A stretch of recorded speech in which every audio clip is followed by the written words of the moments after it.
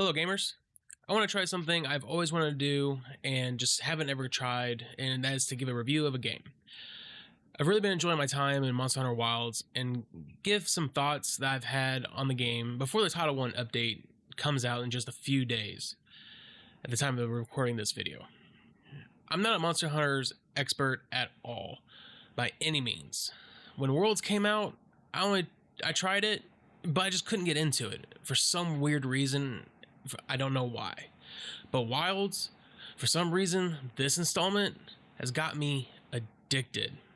First thing we want to talk about is the character creation. I'm not the best at character creation. I tried to be a little funny with what I did with a pompadour and having some weird hair and a weird mustache. But at the end of the day, I'm just not the best person. I've seen people make crazy creations. I've seen someone who literally made themselves and they were able to transition their screen on top of their face cam, and it literally was a 1-for-1. I've seen people make Snoop Dogg. I've seen people make all kinds of crazy real life people. I'm just not that talented. Even when people make their palicos, I feel like some people are able to make really good looking ones. Me, like I said, I'm not that creative. I just made a really generic looking palico. I do know it does seem like the palicos have more options for when you're creating them, so people have really enjoyed that. And if that's something that you like, hey, there's something more for you to get more creative. So overall, the character creation for Monster Hunter Wilds, I feel like, is phenomenal and probably can be really improved upon. It's already almost perfect, and I can tell a lot of people think the exact same thing. Now, first thing, I guess what we should talk about is the story. The story, from what I understand with Monster Hunter games, have never been the focal point. With Monster Hunter Wilds, from what I understand, this is the first time they've really tried to make the story the focal point of like the actual tutorial, is what people call it, the tutorial campaign. So I personally enjoyed the story and the aspect of the world building and just getting to know the wilds, or which the location we're in. Now, voice acting is okay, not the greatest.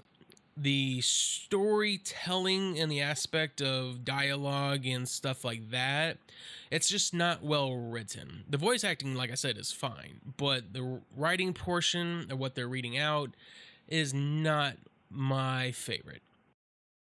The game does start off with you as the player. Once you've created, you're kind of on the ship and you're saying hi to everybody, kind of. And then you go into a scene with the guild master, and it does kind of seem like your character is somewhat already important or established. And of course, it's kind of weird because it's like, from what I understand, previous games, you're kind of a nobody who, for whatever reason, is always in a bed when we first start the game, and you're kind of like, oh, I've not really been in a coma, but just you got messed up, and so you're starting off and you're just weak. This one does seem like you were put in the game to be the hero, which is why, in a sense, you can kind of come to the conclusion why some people think the game is easy.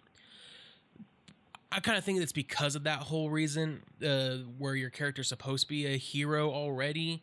And that kind of does defeat the purpose of Monster Hunter, because it's all about you're supposed to get the gear to make you feel strong whenever you can kind of feel strong beforehand.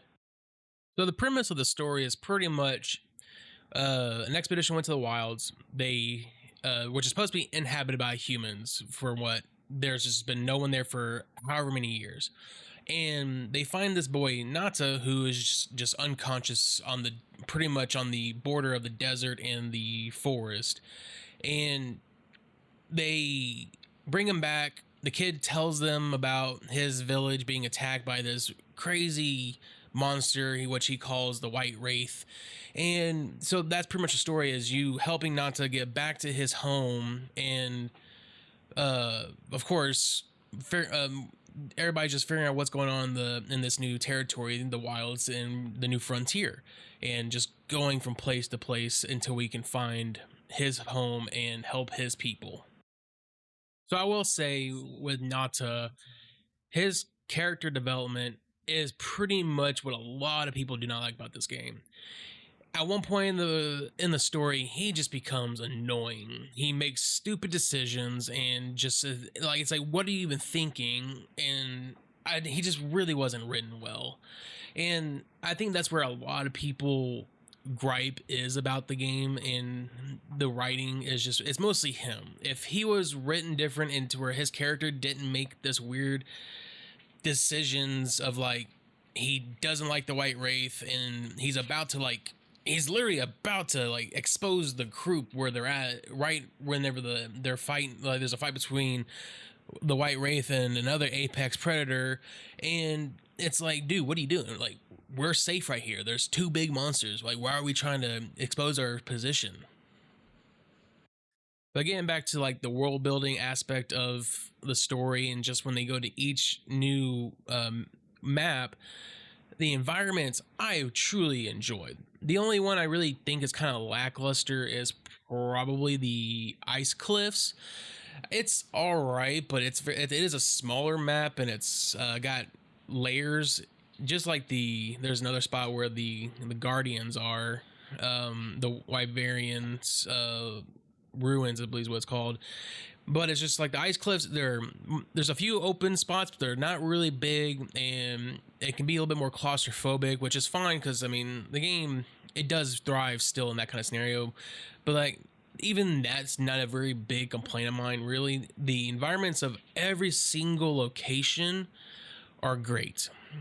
That it's just the endemic life, the monsters themselves feel like they somewhat belong. There's a couple whenever they show up later in the games for the tempered versions in different areas. It's kind of weird because it's like, why would the the rooster who's in the very first when we're playing ends up in like the ice cliffs, or no, not the ice cliffs. He ends up like in the Wyverian ruins, and it's kind of like, how did he end up over here? That's literally the furthest two maps.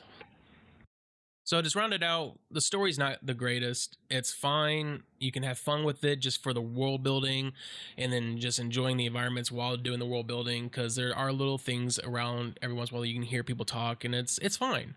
I truly enjoyed it, and I'm glad I took my time to kind of learn the story, or at least listen to the story, because I know some people didn't, and they would have questions later on why certain things were happening in the environment, or whatever was going on with a certain large monster. And I'd be like, well, in the story they explained it, and they're like, oh, okay, well, I didn't know because I didn't really pay attention. It's like, yeah, well, that's one thing the reason I'm happy I did, because I can kind of be almost of a lore person for my group of friends. Next, I guess we should go into combat and gameplay itself. Now, the gameplay loop, no, I'm sorry, the gameplay loop is very simple. You hunt monster, you hit monster, monster dies, and you carve it up and get the resources. For whatever reason, this is just so simple, but it works, and it is so addictive. I could be bored at one point playing the game, just kind of being in the one of the locations, like the base locations on each of the maps, being bored.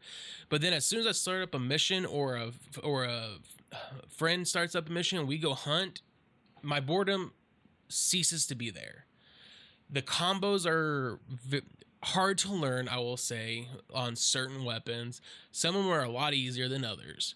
You gotta find your weapon. I personally have had the most fun with Switch Axe. That's what I played the campaign with, and then I switched to the Great Sword pretty much after the story. Once I got to high rank, and it was it was fun because you hold Y, you build up, you swing it, and you make big numbers whenever you make contact with monsters' limbs and or wounds.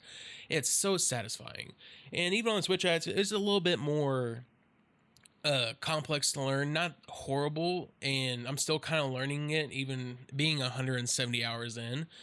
And there's just little things that's like, okay, I can get a little better at doing timing of doing my offset counter. And then I recently learned, whenever I have the sword version of the Switch Axe, there's actually like a immunity counter where I can literally negate any damage coming to me, and then then my guy will do a couple swings. But a lot of the time when you do that move, you're kind of just protecting yourself so you don't get hurt, and your guy kind of just misses the move.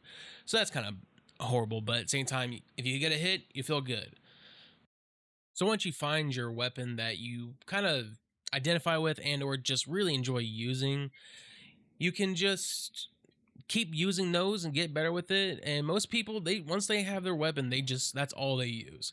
I have tried to at least use multiple weapons. I've used great sword, I've used long sword a little bit. I've tried the charge blade, which is apparently the most complex weapon, which I don't really think so, because I saw how you do things. It's just learning how to charge your stuff up, and then it's pretty simple in my opinion. But it's just because there's so many things you can do with the charge blade that people don't see, and also you can't really, if you're not really looking at your combo listing or anything, it's kind of hard to see how to do things.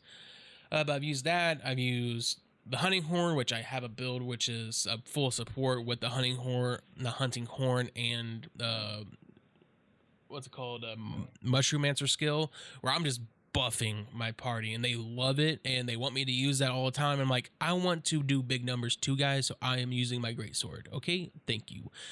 And then the hammer, that thing is just fun. You bonk them on the head, they go down, they get knocked out, they fall over, then you put a blast on it, so you're just bonking, bonking, bonking, and then it blows up. It's hilarious. It's great to use. It's fun.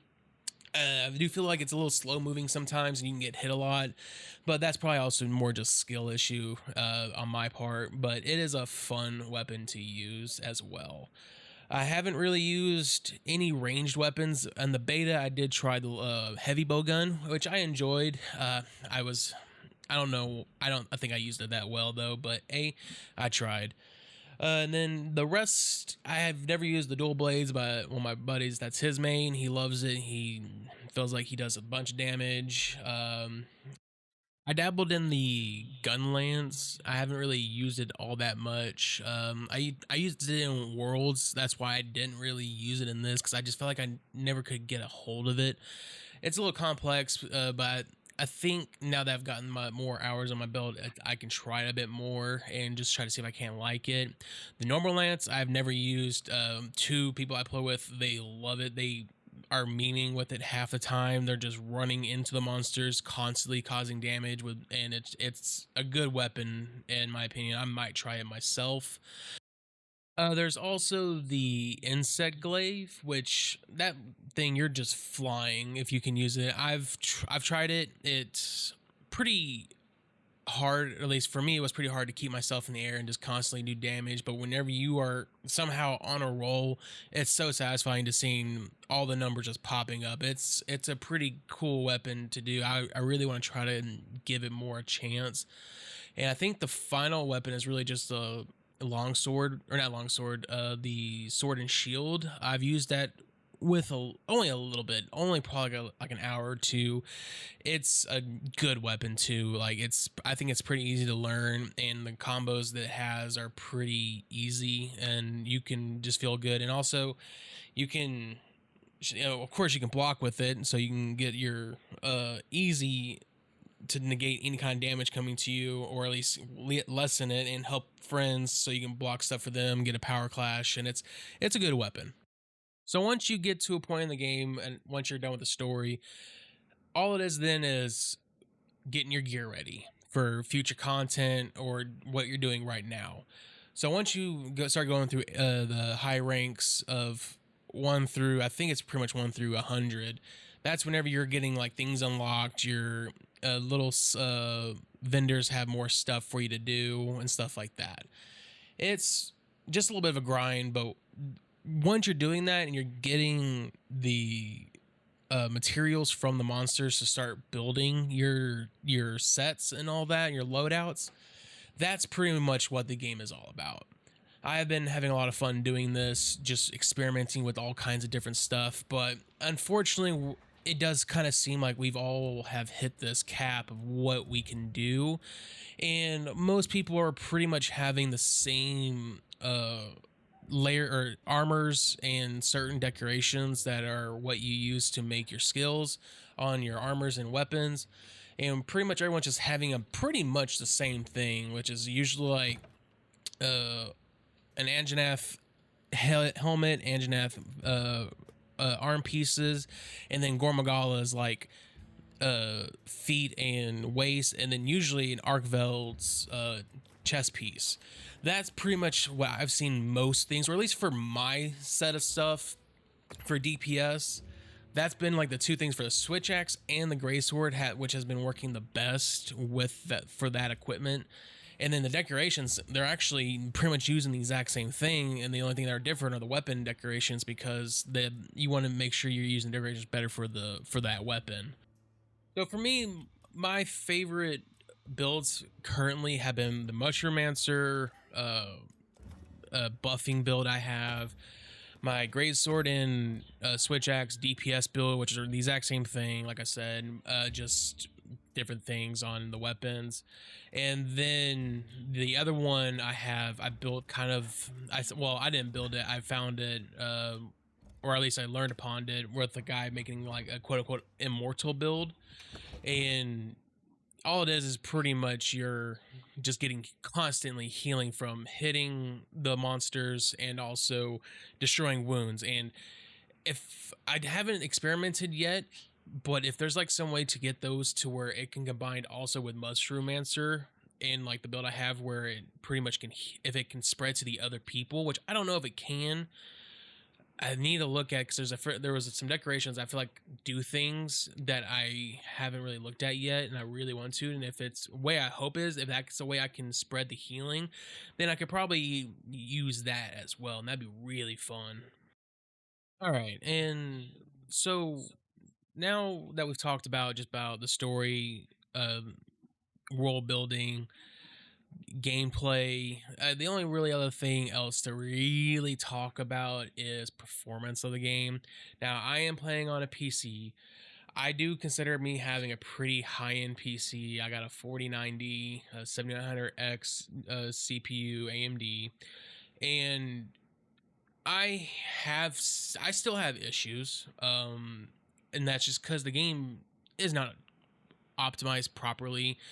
Hopefully with the Title 1 update coming in a couple days, they add some more stability for people, because I have friends who have had a hard time running the game, and they have 3060s, which isn't a bad card. It's a good low budget card, and it's sad to see that the game can't even run at 1080p with a card that should be able to run the game, in my opinion. So I was recommended by a friend from work who was having that issue with 3060 issues during the beta. He used a third-party program called Lossless Scaling. I Before telling people I know about it, I tested it out myself, and what it is just an AI upscaler software. So with having a NVIDIA card, I believe it's 30 series and up, we have access to DLSS. I think 30 series. I'm not 100% on that, but I know 40 and 50, of course, have it for the what's it called, the frame generation, and that's what it is. It's just software version of frame generation, which I believe technically NVIDIA has hardware version. So the NVIDIA is better hardware accelerator for the frame generation, but the lossless scaling, even whenever I was testing it, it made the game run at least doable. Now, frame generation, you do still want to try to at least have the highest frames you can have around 60 to make it at least feel better, but sometimes it's just not viable, and lossless scaling helped that issue for me, even me with no frame generation, and I also did it with no DLSS, just to kind of get a raw performance of it, because some cards, like my friend who has a 2070, he doesn't have that kind of stuff. I'm not sure if he has DLSS. He might. I forget how it all works at the top of my head, but I told him, hey, I use this program. I believe it was $7.99 whenever I found it, and he said, all right, I'll try it out, and the game ran better for him. Now, was it perfect still with it? No, but it made him be able to where he can enjoy the game, and hopefully once the patches start rolling out and future updates start coming, he won't even need it anymore. And so that's just where we're at. If you need some kind of boost, as far as I know, it's not against terms of service. I mean, people are modding the game right now, and they're not really getting. I've seen only like one, quote unquote, someone getting banned, but I don't even think that was real, because they could have banned for something else. They probably were modding the game to where they were getting free loot, and or because I think that was a problem. There was people were modding it and getting certain kinds of things like that happening. But again, it is just easy to download. It's on Steam, just $7. So if you want to try it, I do recommend it. So my end thoughts on this game is it's a lot of fun. You can make a lot of fun memories with friends, and if you're looking for a good time, you should play it. I don't really want to do a rating system on my reviews of 1 to 10. I feel like that leaves too much for people to gripe about. Oh, it shouldn't be that, it should be this. All I care about is I'm having fun with it.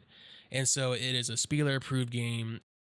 So if you don't mind, please like and share this video. Also subscribe. Please leave comments. I'd love to see if what you guys think of the game.